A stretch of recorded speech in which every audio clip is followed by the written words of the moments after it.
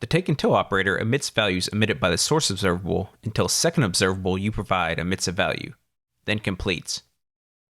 Take until is one of the most heavily used operators for managing subscriptions and can come in handy in a variety of use cases. Let's check out a few examples to get a feel for how it works.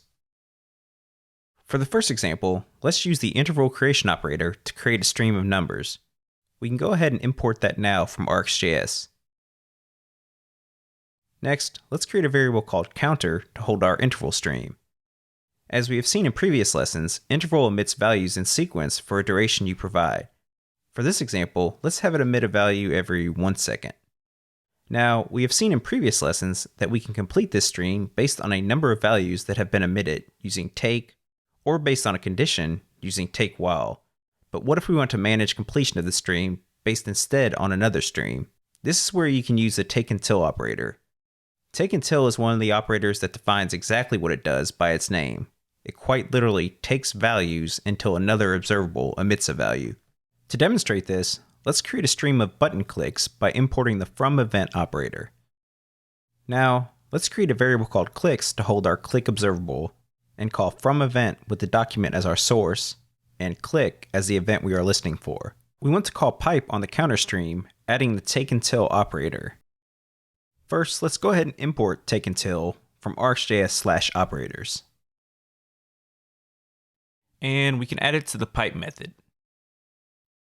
As a parameter, take until accepts another observable as a notifier for when to complete. This is the first operator we have come across which accepts another observable as an argument, but we will see plenty more in the future. For the notifier, we are going to provide the click observable. Let's subscribe to the stream and just log the values to the console. When we run the example, our counter stream will start emitting values until a click event is emitted from the click stream. So now when I click, take until will complete the observable, and we can see the numbers stop counting as soon as I click. Now that we have learned about take until, let's return to the countdown timer from a previous lesson and add an abort button to stop the timer should something go wrong. So we currently have a timer that counts down to 0 before completing. What we want to do is create a button that, if clicked, the timer will stop prematurely. We can handle this behavior by using the take until operator. Let's start by adding a button to the document.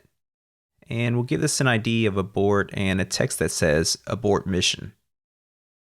Let's go back to the JavaScript file and go ahead and add an import for from event from r26 and take until from r26/operators since we know we will need them. Next, let's create a reference to our new button called abort button using document.getElementById.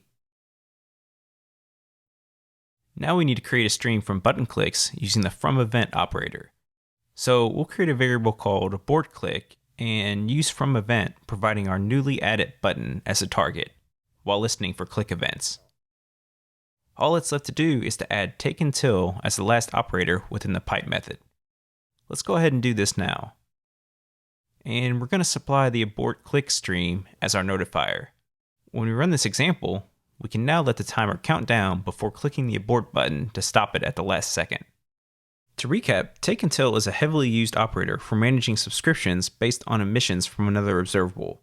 From automating the completion of subscriptions based on other document events, to cleaning up subscriptions based on hooks within a component library, take until has a variety of use cases you will come across in your everyday use of RxJS, and more that we will explore in examples and labs moving forward.